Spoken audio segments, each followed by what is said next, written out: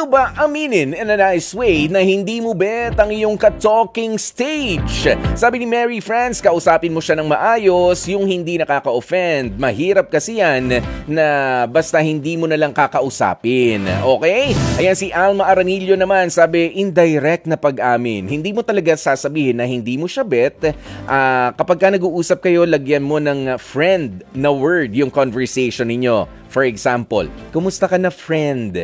Huwag ka na ring lagi mag-reply sa mga chat ninyo para maramdaman niya na hindi mo siya talaga bet. So, sorry na friend, busy friend, lahat na lang may friend, ano?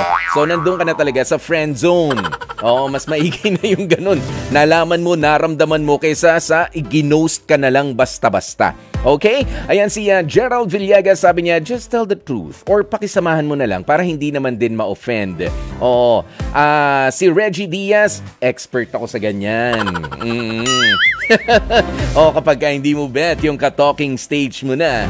Ayan, si Jeremiah De Los Reyes, sabi niya, uso ang ghosting kapag kaganyan, Kuya Poy. Yung bigla ka na lang mawawala. Ganyan naman ang ginagawa ng iba. Si Nina Canua, sabi niya, kung ako yan, paprangkahin ko yan, Kuya Poy. Especially kasi ako, okay. Ano to? Namimilit. Okay. Hindi kasi ako namimilit, kaya hindi uubra sa akin yan. Okay. Maraming salamat po sa inyong mga kasagutan.